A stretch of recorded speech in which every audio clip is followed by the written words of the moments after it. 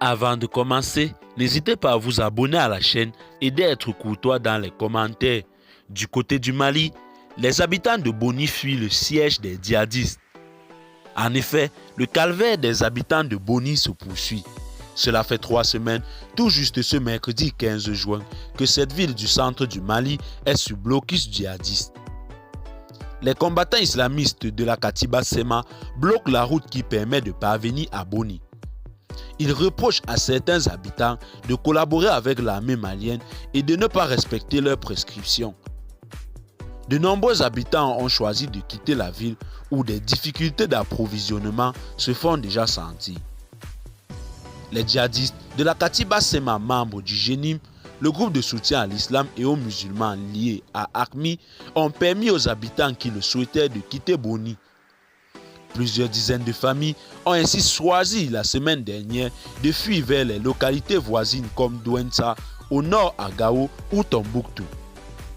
Selon des sources locales, il s'agit surtout de familles issues de communautés pastorales confrontées à l'impossibilité de mener leurs activités, notamment de mener paître leurs animaux. De sources onusiennes, d'autres localités proches de Boni sont aussi affectées par le blocus, notamment Banaga, Nisanata, Elaboni, Loro, Orungeru, et confrontées à des problèmes d'approvisionnement, notamment alimentaires. Il y avait déjà de graves difficultés avant, explique une source locale. Le blocus djihadiste vient empirer la situation. Les agents humanitaires et de santé ont eux aussi été contraints de quitter la zone.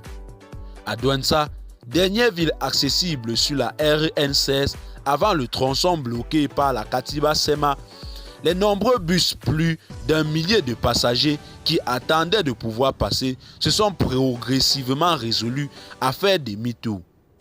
5 ou 6 véhicules seraient toujours à Douentza. Certains voyageurs ont réussi à atteindre Boni en osant emprunter avec des véhicules plus légers une voie secondaire. L'armée malienne avait procédé fin mai à des bombardements près de Boni et revendiqué une trentaine de djihadistes tués.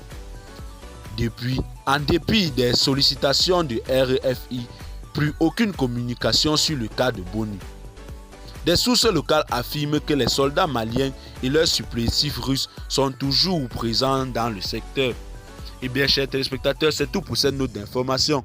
Laissez-nous en commentaire vos impressions et à très bientôt pour une nouvelle note d'information.